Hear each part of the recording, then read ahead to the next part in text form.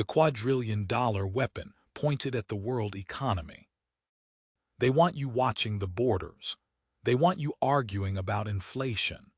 They want you focused on the latest political scandal, the latest manufactured outrage. While everyone is looking one way, the greatest financial threat in human history is being silently ignored. It's a number so large it loses all meaning. $1.5 quadrillion. That's 2,000 times the entire world's physical currency. It's the total value of the global derivatives market. The people who run the system, the central bankers and financial chief executive officers, have a very soothing explanation for this. They call it notional value.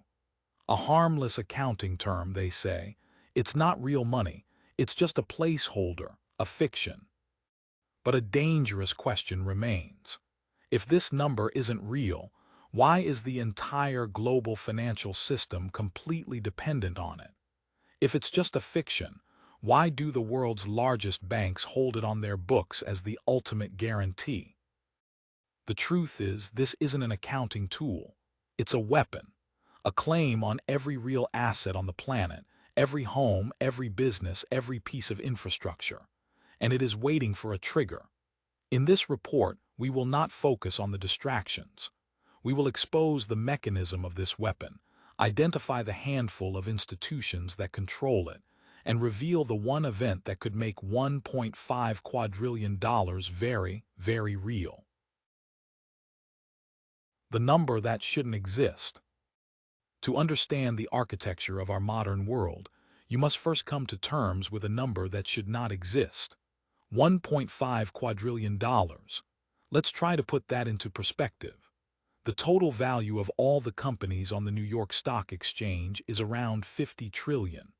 The total value of all the real estate on the planet, every home, every office tower, every factory, is estimated at just under 400 trillion.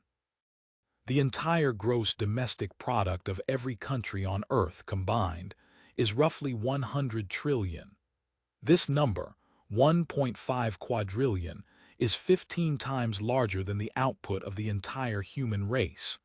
It is a figure of astronomical, almost theological, proportions. And this number represents the so-called notional value of the global derivatives market. If you present this figure to a central banker, a finance minister, or any senior executive at a Tier 1 investment bank, you will be met with a patient, slightly condescending smile. They will tell you that you are being naive, that you are a sensationalist. They will deploy the two words designed to end the conversation: notional value. They will explain that this isn't real money at risk. It's merely a reference number, the face value of underlying assets used to calculate payments between parties. They love using the insurance analogy. If you buy insurance on a $1 million home, they say, the notional value of the contract is $1 million. But the only money that changes hands is the premium, perhaps a few $1,000s. No one, they argue, thinks the entire $1 million is at risk. This explanation is clean, simple, and catastrophically misleading. It is the most successful and dangerous piece of financial propaganda ever conceived, because it intentionally omits the most critical factor in a globally interconnected system: counterparty risk. In the insurance analogy, there is a clear distinction between the insured and the insurer. The insurance company is a separate entity, regulated and required to hold reserves specifically to pay out claims. In the derivatives market, this distinction does not exist. The handful of megabanks that dominate this space are both the insured and the insurer. They write contracts with each other, hedging their bets, speculating on currency fluctuations, and insuring against bond defaults. They are all locked in a circular embrace of obligations. J.P. Morgan has a contract with Goldman Sachs, which has a contract with Deutsche Bank, which has a contract with J.P. Morgan. It is a closed loop. So what happens when the $1 million house actually burns down? In the real world, the insurance company pays the claim. In the derivatives casino, the insurer might be the very entity whose own finances were dependent on that house remaining standing. The failure of one contract doesn't trigger a simple payout. It sends a shockwave through the entire web, because the collateral backing that contract was likely linked to dozens of others. This is why the notional value is so terrifying. It isn't a measure of the money at risk in a single, isolated bet. It is the sum total of all the interlocking promises. It is a map of the contagion. It represents the full, cascading cost if the core assumption of the system, that everyone can pay their debts to everyone else, simultaneously, proves to be false. Let's abandon their flawed analogy and use a more accurate one. Imagine a small, concrete room containing 10,000 grenades. The officials who manage this room want to reassure the public. They point to something called the gross market value of the derivatives. This is a much smaller, more palatable number, perhaps $20 trillion. This, they say, is the real amount at risk. In our analogy, that 20 trillion is the market price of the grenade pins. It's the cost to buy and sell the mechanisms that keep the grenades from exploding. It seems manageable, a quantifiable risk. The notional value, the 1.5 quadrillion, is the combined explosive yield of all 10,000 grenades. The institutional skeptic is trained to dismiss the official story and ask the obvious question: why are we in a room filled with 10,000 grenades in the first place? The chaos theorist goes a step further, understanding that in a complex system, accidents are not a possibility, they are an inevitability. Eventually, a single pin will fail, and because the grenades are packed so tightly together, the first explosion will trigger a sympathetic detonation of all the others. The officials are telling you to focus on the pins. The reality is that the total explosive power in the room is what matters. The notional value is not a fiction. It is the potential energy of the entire system. It is the measure of total, systemic, catastrophic failure. The lie is not in the number itself, but in the deliberate misinterpretation of what it represents. It allows banks to engage in massively leveraged speculation while satisfying regulators with models that pretend the grenades don't exist, only the pins do. It is the ultimate cui bono scenario. The banks privatize the gains from this casino, while the quadrillion-dollar explosive risk is socialized. The public is unknowingly sitting in the room with them, assured that everything is perfectly safe. But the number is a warning. It is a blueprint of fragility, a map of the fault lines running directly beneath the foundations of the global economy. And it tells us that the system was not built to be stable. It was built to be leveraged. Original sin, when hedging became the gamble. The quadrillion-dollar weapon was not forged overnight.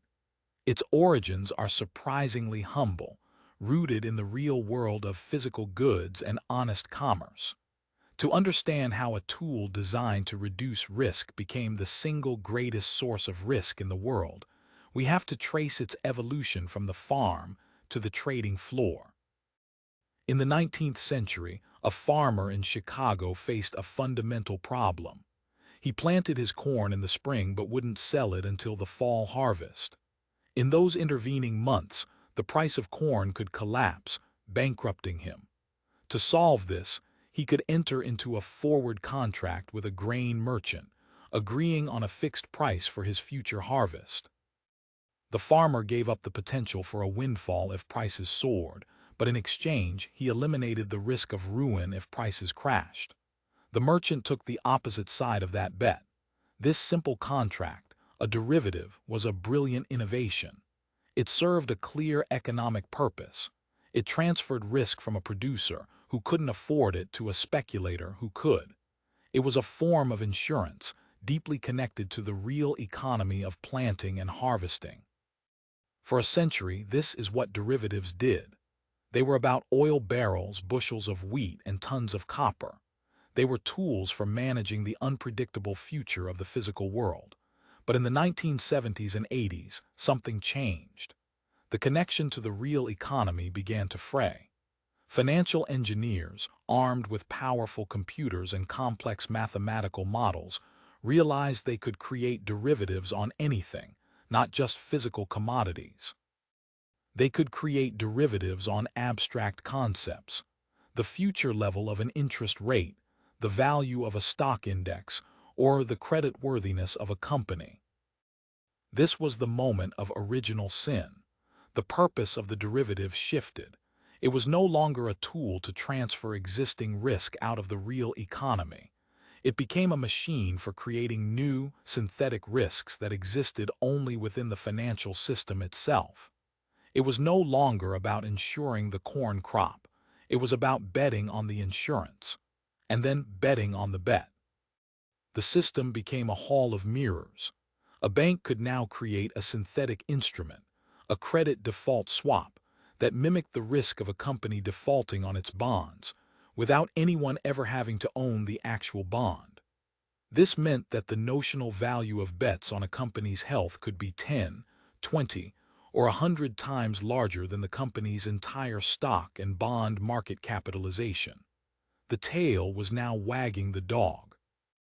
The financial representation of the company became far larger and more significant than the company itself. This new paradigm reached its first catastrophic climax in 1998 with the collapse of a hedge fund called Long-Term Capital Management, or LTCM. This event is not just a historical footnote. It is the blueprint, the dress rehearsal for every crisis that followed, including 2008 and the one that is yet to come. LTCM was not run by reckless gamblers in the traditional sense. It was run by the high priests of finance. Its board included Myron Scholes and Robert C. Merton, who had just won the Nobel Prize in economics for their work on, ironically, pricing derivatives. They believed their mathematical models had tamed risk. They thought they had built a perfect, money-making machine. Using immense leverage, borrowing over $30 for every $1 of their own capital, they made thousands of complex trades, believing they were so diversified that no single event could harm them. Their core strategy was convergence trading, making small bets that tiny pricing differences between related securities would eventually correct themselves. For example, they might bet that the spread between a newly issued U.S. Treasury bond and an older one would narrow over time. Each individual bet was tiny, almost risk-free. But to make real money, they had to make thousands of these bets with billions of dollars of borrowed money. The notional value of their derivatives portfolio swelled to over $1.25 trillion on a capital base of less than $5 billion. The chaos theorist knows what happens next. In a complex system, the event you can't model is the one that always happens. In August 1998, Russia defaulted on its domestic debt. This was the black swan, the unpredictable trigger. It had nothing directly to do with most of LTCM's trades, but in the panic that followed, investors fled from anything perceived as risky and piled into the safest assets. All the carefully calculated spreads that LTCM bet would narrow suddenly blew wide open. Their models broke. In a matter of weeks, the fund lost over $4.6 billion and was on the verge of collapse. Here, the institutional skeptic sees the game revealed. LTCM was so interconnected with every major Wall Street bank, they were the counterparty to all its trades, that its failure would have triggered a cascade of losses, freezing the entire global financial system. The Federal Reserve, which publicly preaches the virtues of free markets and the dangers of moral hazard, was terrified. It organized a private, $3.6 billion bailout by the very same banks that stood to lose the most. The lesson was clear, and it wasn't the one taught in economics textbooks. The lesson was, if you are big enough and interconnected enough, you are not allowed to fail. The profits are yours to keep, but the catastrophic losses will be socialized, either through direct bailouts or, as in this case, a Fed-brokered rescue. LTCM provided the proof of concept. It showed that a small group of unaccountable actors, using the leverage of derivatives, could take the entire system hostage to protect their private gambles. The quadrillion-dollar bubble didn't inflate in spite of this lesson. It inflated because of it. The blueprint for too big to fail was drawn, and the race to become the next LTCM, only bigger, was on. The counterparty cartel. The official narrative of the financial markets relies on a comforting illusion, that of a vast, decentralized, and diverse ecosystem. We are meant to picture thousands of banks, hedge funds, and insurance companies all competing on a level playing field. It implies a system where the failure of any one firm would be unfortunate, but not fatal. This is a fantasy. The reality of the quadrillion-dollar derivatives market is the exact opposite. It is the most dangerously centralized and concentrated financial structure ever created. This isn't a market, it's a cartel. Let's follow the money. According to the Office of the Comptroller of the Currency, the U.S. regulator for national banks, just 4 to 5 American megabanks consistently hold over 90% of the entire derivatives portfolio in the U.S. banking system. The names are familiar: J.P. Morgan Chase, Goldman Sachs, Citigroup, Bank of America. Add in a few key European players like Deutsche Bank and Barclays, and you have identified the entire nervous system. These institutions are not merely participants in the market. For all practical purposes, they are the market. This extreme concentration creates the single most critical vulnerability in the global economy: counterparty risk. A derivative contract is at its core a promise. One party promises to pay another party if a certain event happens. Counterparty risk is the simple, terrifying possibility that when it's time to pay, the other side of your bet is broke. In a truly diverse market, this risk would be spread thin. If a small bank in Ohio defaults on a contract, it's a localized problem. But in the derivatives market, the counterparties are always the same handful of giants. They are locked in what can only be described as a state of mutually assured financial destruction. Imagine 5 people standing in a circle, each pointing a loaded gun at the head of the person to their right. This is the structure of the derivatives market. J.P. Morgan has trillions of dollars in notional exposure to Goldman Sachs. Goldman Sachs has trillions in exposure to Citigroup. Citigroup has trillions in exposure to J.P. Morgan. They are each other's biggest customers and biggest creditors.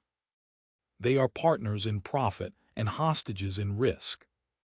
This structure completely invalidates the soothing notional value argument we dismantled earlier. The regulators and bank executives can claim that after netting, the process of offsetting what you owe with what you are owed, the actual risk is much smaller. But netting only works if everyone can pay their net difference at the exact same time. It assumes the circle of gunmen remains perfectly stable. The chaos theorist understands that stability in such a system is a temporary illusion. All it takes is for one of the 5 to stumble. If one member of the cartel faces a sudden, catastrophic loss, perhaps from a massive trading blunder or exposure to a geopolitical event, and cannot honor its promises, the chain reaction is instantaneous. It's not just that one gun goes off. The moment one member defaults, they are no longer able to pay the member who was counting on that income. That member, in turn, is now unable to pay the next. The entire circle collapses simultaneously. Netting becomes meaningless in a panic. All the gross, notional claims become due at once. This is precisely what happened in 2008. When Lehman Brothers, the 4th largest investment bank, was allowed to fail, it was a counterparty to thousands of derivative contracts with every other major player. Its failure didn't just erase its own value. It blew a hole in the balance sheet of AIG, the giant insurer, which had sold tens of billions in credit default swaps insuring Lehman's debt. AIG's imminent collapse, in turn, threatened to bankrupt Goldman Sachs and other banks that were counting on AIG to pay out on those insurance contracts. The failure of one counterparty almost triggered the failure of them all. The institutional skeptic must ask, why would any rational system be designed this way? The answer, revealed by the follow-the-money auditor, is simple. This concentration is not an accident. It is the source of the cartel's power and profit. By controlling the market, these few banks become the house. They set the prices. They write the contracts. They are the market makers, the dealers, and the primary speculators. The immense volume of trading between themselves generates billions in fees and trading revenue. Furthermore, this extreme interconnectedness is their ultimate insurance policy. They know the Federal Reserve and the Treasury understand the circular firing squad analogy perfectly well. They have engineered a system so fragile, so tightly wound, that they have become permanently, irrevocably, too big to fail. Their systemic importance is not a source of prudent caution.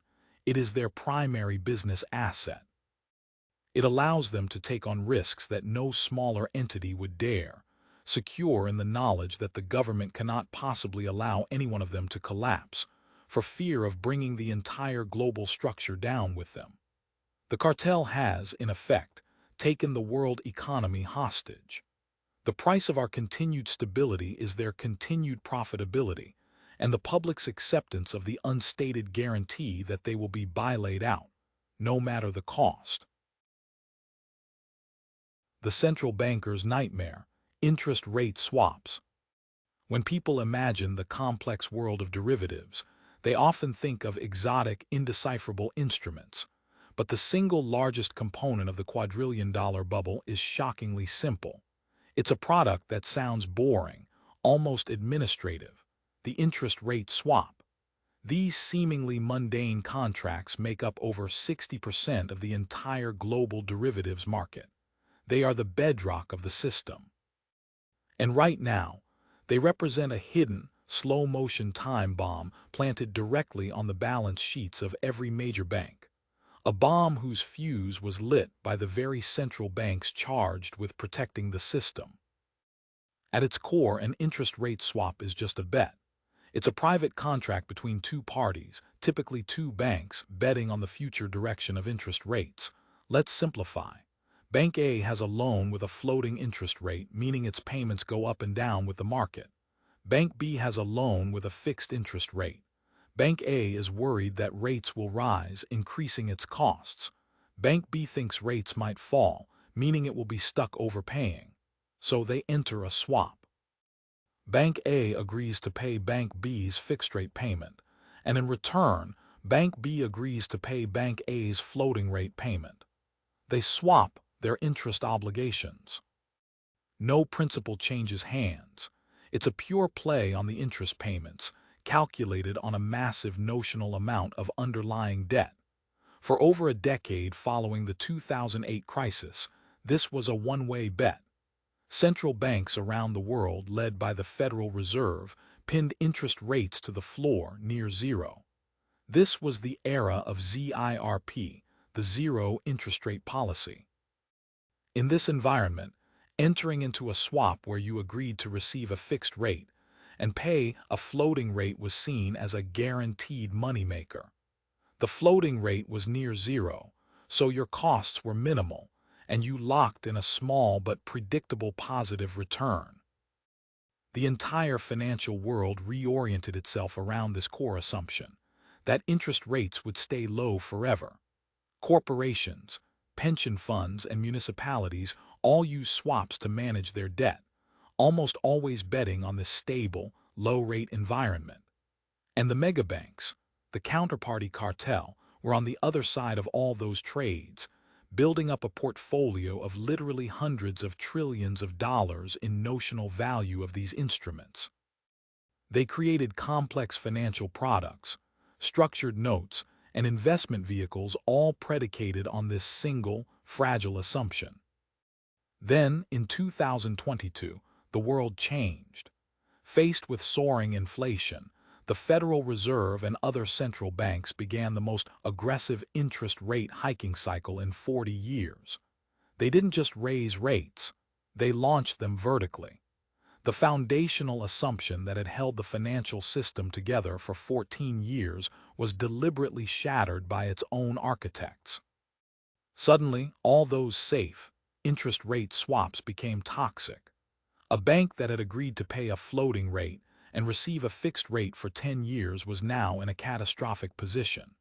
The fixed income they were receiving was now laughably small compared to the floating rate payments they were forced to make, which were now soaring. Every single basis point increase by the Federal Reserve blew a multi-billion-dollar hole in these swap portfolios. The once-boring instrument had become a source of massive, unrealized losses. This is the central banker's nightmare. They were forced to raise rates to fight inflation, but in doing so, they knowingly took a sledgehammer to the foundations of the banking system they had induced everyone to build upon. The resulting losses are not being advertised. Thanks to accounting rules, banks don't have to mark all these positions to market, meaning they can pretend the losses don't exist as long as they don't close the trades. But the losses are there, festering under the surface. We saw the first tremor of this earthquake in March of 2023 with the collapse of Silicon Valley Bank. SVB didn't fail because of bad loans. It failed because it had a massive portfolio of long-duration government bonds, another safe asset whose value collapsed when interest rates rose. It was a duration risk crisis. The interest rate swap bomb is the same risk, but magnified 1,000 times over and concentrated within the very banks that are supposed to be the most stable. The follow-the-money auditor must point out the sheer absurdity of this situation. The megabanks, members of the cartel, are the primary dealers for government debt. They were on one side of the trade as the government issued trillions in bonds at near-zero rates. Then they turned around and used those same bonds as collateral to build hundreds of trillions of dollars in interest rate swaps, betting that those same rates would stay low. Now the central bank, the parent of the government, has detonated that bet. It is a circular system of self-inflicted wounds. This ticking bomb forces the central banks into an impossible corner. They know that if they keep rates high to fight inflation, they risk a systemic banking crisis as these swap losses crystallize. But if they cut rates to save the banks, they risk reigniting inflation and destroying the currency. They are trapped. Every move they make risks detonating a different bomb. The fragility is no longer theoretical.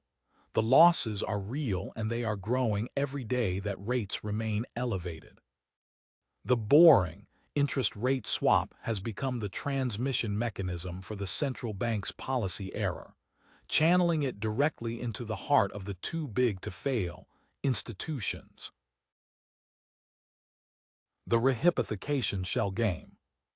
If the quadrillion-dollar derivatives market is a bonfire waiting for a match, then the secret fuel that has been poured over it for decades is a practice known as rehypothecation.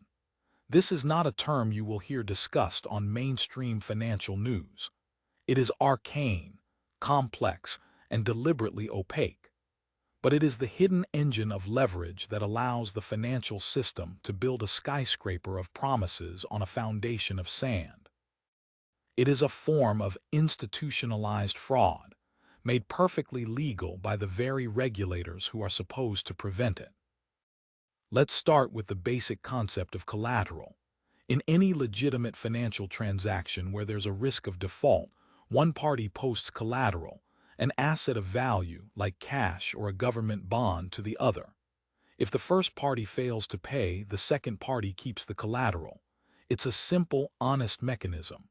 When a hedge fund enters into a derivative trade with a big bank, the bank requires the hedge fund to post collateral to protect against a loss.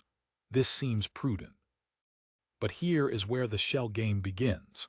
In a normal transaction, that collateral would be segregated and held safely in the client's name. Under the rules of rehypothecation, the bank is allowed to take that client's collateral and use it for its own purposes. The bank can post it as collateral for its own trades. It can lend it out to another firm for a fee. It can sell it. The asset, which still legally belongs to the hedge fund, is now being used by the bank as if it were its own. The bank has, in effect, spent the same dollar twice. This is already a dangerous distortion. But the process doesn't stop there. The firm that the bank just lent the collateral to can then do the exact same thing. It can repledge that same asset as collateral for its own trades. And so can the next firm and the next, in a potentially infinite chain. A single $100 million U.S. Treasury bond, legally owned by a pension fund, can be rehypothecated down a chain of 5, 10, or even 20 different institutions. That single, real bond is now simultaneously backing $1 billion or more in separate, unrelated trades. This creates a universe of phantom collateral. The system appears to be robustly collateralized, but in reality, it is supported by a small pool of real assets that have been copied and pasted across countless balance sheets. The entire derivative structure is not backed one-to-one by real assets. It is backed by chains of IOUs, all pointing back to the same, original bond. The systemic fragility created by this practice is almost impossible to overstate. It means that ownership has become a meaningless concept. Multiple parties all believe they have a claim on the same asset. In normal market conditions, this shell game can continue indefinitely. But in a crisis, when liquidity dries up and everyone scrambles for real, unencumbered assets, the game stops. Everyone will try to seize their collateral at once, only to discover that there is only one real bond and 19 paper promises. This is what happened to Lehman Brothers clients in 2008. When the firm collapsed, its clients and counterparties, who thought they had their assets safely posted as collateral, found themselves at the back of a very long line in bankruptcy court. Their assets had been rehypothecated multiple times over. They weren't secured creditors. They were just another group of people holding a worthless IOU from a bankrupt firm.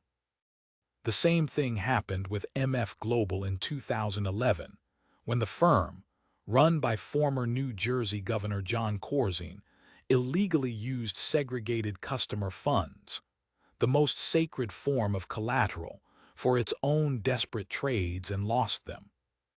The institutional skeptic must ask, why is this legal? In the United States, SEC Rule 15C3-3 puts a limit on rehypothecation. A bank can only reuse client assets up to 140% of the client's liability to the bank. This sounds like a safeguard, but it's a gaping loophole. In the United Kingdom, however, there are no statutory limits whatsoever. This regulatory arbitrage is deliberately exploited. American banks and hedge funds can route their trades through their London subsidiaries to take advantage of the UK's unlimited rehypothecation rules, effectively bypassing US law. It is a shadow banking system, operating in plain sight. The QE bono lens reveals who benefits. The megabanks, the counterparty cartel, profit enormously. Rehypothecation is a source of cheap funding. It allows them to massively increase their leverage without using their own capital. It creates a velocity of collateral, allowing the same small pool of high-quality assets like treasury bonds to lubricate the entire global derivatives and repo market. It is the secret fuel that makes the quadrillion-dollar market possible. Without it, the amount of leverage would be a fraction of what it is today. This is the ultimate source of systemic fragility. The entire financial system is now dependent on a constant, high-speed churn of borrowed collateral. Any disruption to this flow, a crisis of confidence, the failure of a major counterparty, or a sudden downgrade of an asset class used as collateral, can cause the entire machine to seize up instantly. A collateral run is far more dangerous than a traditional bank run.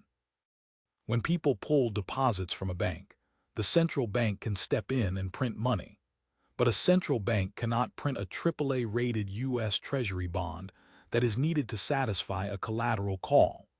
The system is vulnerable to a crisis that monetary policy cannot fix. Rehypothecation has transformed the bedrock assets of the financial system into the single point of failure for the entire structure. The secret rulers in Basel. The chaotic, fragile, and dangerously leveraged financial system we have described is not the result of a lawless, unregulated free-for-all. That is another convenient myth. The truth is far more disturbing. The system is governed by a strict and complex set of rules. The problem is that these rules were written by a private, unaccountable global authority, explicitly for the benefit of the very banks they are supposed to regulate. This is the domain of the shadow hand, and its physical headquarters is in Basel, Switzerland. There, in an imposing, circular tower that locals have nicknamed the Tower of Basel, resides the Bank for International Settlements, or BIS. Founded in 1930, its original purpose was to handle German war reparations from World War I. Today, it is the most powerful and secretive financial institution on the planet. The BIS is often called the central bank for central banks. Its members are not countries, but 63 of the world's central banks, including the Federal Reserve, the European Central Bank, and the Bank of England. They meet in secret, away from the prying eyes of national legislatures and the public. Its premises are inviolable under international treaty. Its officials enjoy broad immunity from prosecution. It is, for all intents and purposes, a sovereign financial state. The true power of the BIS lies in one of its subcommittees, the Basel Committee on Banking Supervision. This is the body that creates the global regulatory framework for banking, known as the Basel Accords. These are not treaties ratified by democratically elected governments. They are recommendations that member central banks agree to implement into their own national laws. Through this mechanism, a private club of central bankers and technocrats effectively sets the rules for the entire global banking system, dictating how much capital banks must hold, how they measure risk, and what they are allowed to do. This is where the derivatives casino gets its legal and intellectual justification. The Basel Accords, particularly Basel II and Basel III, legitimized a catastrophic idea that banks could be trusted to create their own internal value at risk, or VaR models to calculate their capital requirements. Instead of imposing a simple, robust standard, like a high leverage ratio, the regulators at the BIS outsourced the measurement of risk to the risk-takers themselves. The institutional skeptic immediately sees the fatal flaw. This is like allowing students to grade their own exams. The banks, of course, built models that systematically and dramatically underestimated risk. Their VaR models were optimized to produce the lowest possible capital requirement, freeing up more capital for leveraged trading and maximizing their return on equity. These models often used historical data from periods of low volatility, completely ignoring the possibility of black swan events. They were designed to work until the one day they didn't, and that one day is all that matters. The Basel rules are the reason the notional value lie is so powerful. The accords allow for massive amounts of netting and the use of flawed counterparty risk models, which magically shrink hundreds of trillions in gross exposure down to a deceptively small number for regulatory capital purposes. The rules also assign a zero-risk weighting to the sovereign debt of OECD countries. This means a bank can hold trillions of dollars of Italian or U.S. government bonds, and for the purposes of calculating its capital adequacy, pretend that this debt carries absolutely zero risk of default or price fluctuation. This absurd assumption is what fueled the European sovereign debt crisis and is precisely what blew up Silicon Valley Bank. The BIS rules didn't prevent these crises. Their flawed risk-weighting framework was the direct cause. The follow-the-money auditor sees the inevitable result. The Basel Accords have created a regulatory system that is complex on the surface but hollow at the core. It gives the illusion of safety and sophisticated risk management, while in reality, it is a framework for legalized leverage. It is a system designed by the bankers, for the bankers. The senior officials on the Basel Committee are often former executives of the very banks they regulate, and they frequently return to lucrative positions in the private sector after their tenure. It is the ultimate revolving door. The BIS and its Basel Committee are the missing link. They are the shadow hand that provides the intellectual and regulatory architecture for the counterparty cartel to operate its casino with the full blessing of the global authorities. They have created a world where banks are incentivized to become as large, complex, and interconnected as possible, because under the Basel framework, that very complexity allows them to reduce their capital requirements and take on more risk. The system doesn't just tolerate too-big-to-fail institutions. The rules actively create them. The secret rulers in Basel are not just passive observers. They are the architects of the systemic fragility they claim to be preventing. They provide the stamp of approval that turns a reckless gamble into a prudent, model-driven, and perfectly legal business strategy. The trigger: how it all ends. A system built on such extreme leverage and interconnectedness does not need a major catastrophe to fail. It only needs a single, well-placed shock. The chaos theorist understands that complex systems always evolve to a state of criticality, where a small event can trigger a system-wide avalanche. The quadrillion-dollar derivatives market is the most critical system ever designed. The question is no longer if it will fail, but what the trigger will be. Most people assume the next crisis will look like the last one. They are watching the stock market, waiting for a dramatic crash. But a stock market crash is a symptom, not the disease. The real danger lies deeper in the plumbing of the financial system, the credit markets. A derivatives cascade will not be triggered by falling stock prices. It will be triggered by a sudden, catastrophic credit event. This is a crisis of solvency, not sentiment. There are three primary triggers, any one of which is sufficient to detonate the entire structure. The first and most straightforward trigger is the unexpected failure of a major counterparty. We have already established that the entire market is a circular firing squad of a half-dozen megabanks. The collapse of Credit Suisse in March of 2023 was a stark warning. This was a 167-year-old, globally systemic important bank. Its failure was not a black swan. It was the culmination of years of scandal, mismanagement, and reckless risk-taking.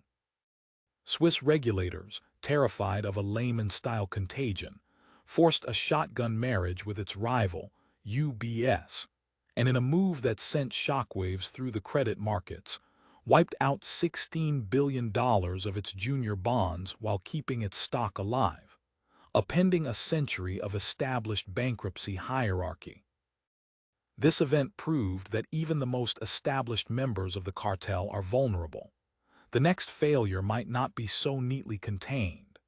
Imagine a major bank like Deutsche Bank, which has been plagued for years by concerns over its profitability and the sheer scale of its derivatives book, suddenly revealing a massive, unhedged loss. Or imagine a giant, unregulated investment fund, a new LTCM, collapsing and being unable to meet the collateral calls from its prime brokers, who are all members of the cartel. The moment one of these key nodes goes dark, the contagion begins. Every contract they have with every other player is thrown into question. The race to seize collateral, the very collateral that has been rehypothecated 10 times over, begins. The system freezes. The second trigger is a sovereign debt crisis in a major economy.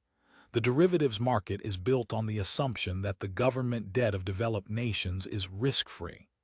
This is the bedrock collateral, the ultimate source of trust in the system. But what if that trust evaporates? Consider Japan, which has a debt-to-GDP ratio of over 260%, or Italy, a permanent member of Europe's problem child club. For years, their borrowing costs have been artificially suppressed by their central banks. But now, with inflation and rising interest rates, that game is ending.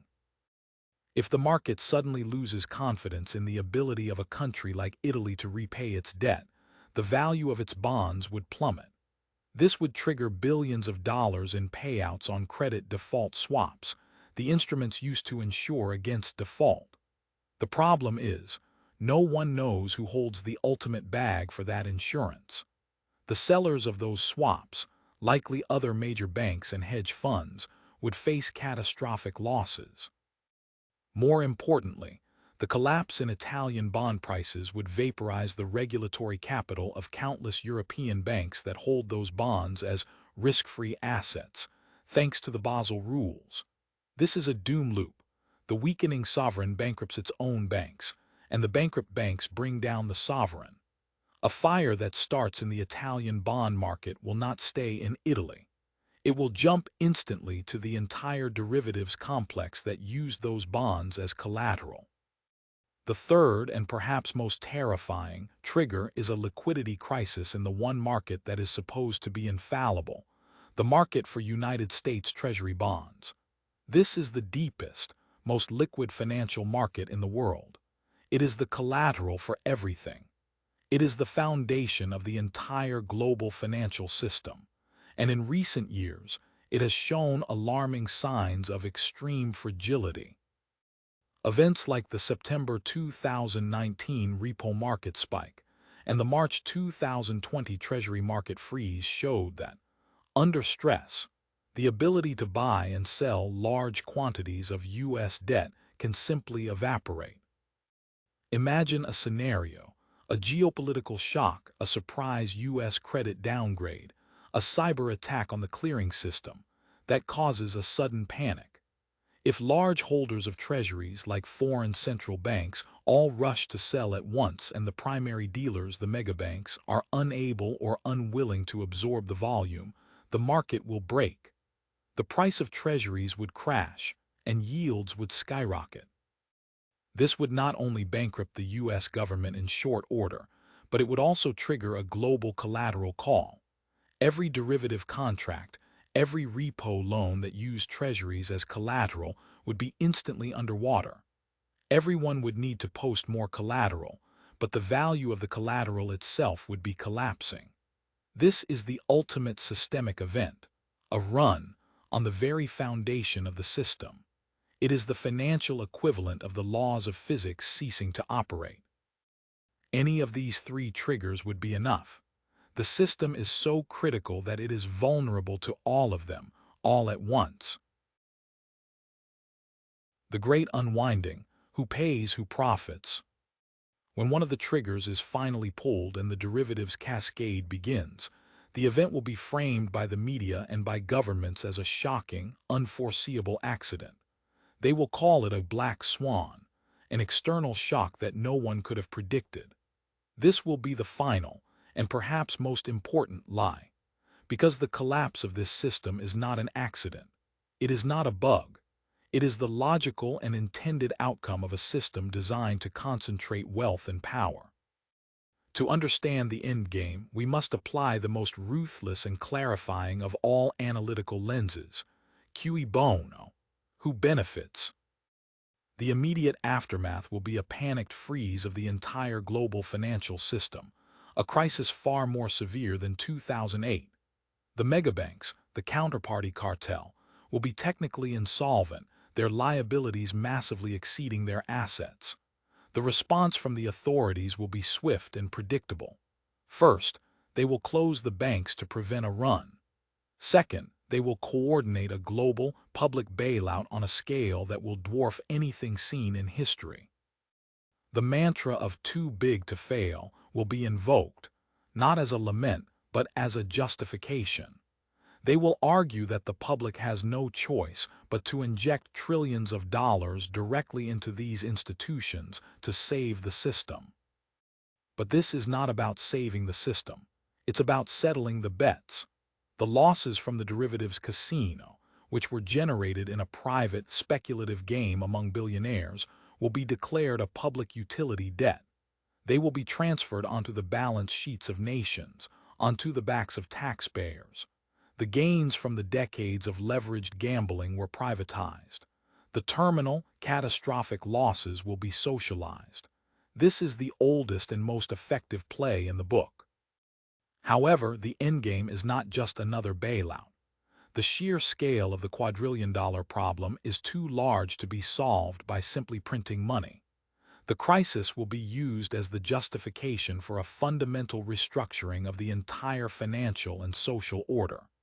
It will be presented as the moment when the old system failed and must be replaced with something new, something safer, something more controlled. This is where the true transfer of wealth occurs.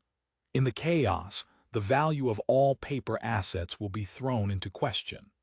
The only thing that will matter is ownership of real, tangible things: productive land, energy resources, transportation infrastructure, housing, and commodities. The creditor class, the very entities at the center of the derivatives web, will emerge from the crisis not as supplicants but as owners. The phantom debts of the derivatives market will be settled in exchange for real, physical assets. Small and medium-sized businesses will be wiped out. Homeowners will face foreclosure.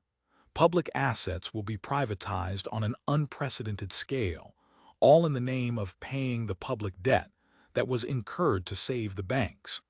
It is the final stage of a multi-decade consolidation.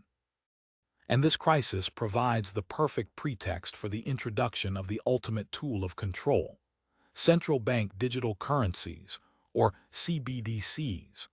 In the name of preventing another crisis and ensuring financial stability, governments and central banks will propose a new monetary system, one where every transaction is recorded on a central ledger, one where the central bank can directly deposit stimulus into citizens' accounts, or, more importantly, directly withdraw funds, impose negative interest rates, or block transactions it deems undesirable. The chaos of the Great Unwinding will be used to sell this new system as a solution, a path to safety and modernity. This is not a conspiracy theory. It is the stated goal of the Bank for International Settlements itself. In their public papers, they openly discuss the benefits of CBDCs for financial stability and for overcoming the zero lower bound of interest rates. The collapse of the derivatives-based shadow banking system is the problem for which the CBDC is the prepackaged solution. The house always wins because, when the old casino burns down, they own the company that is building the new one.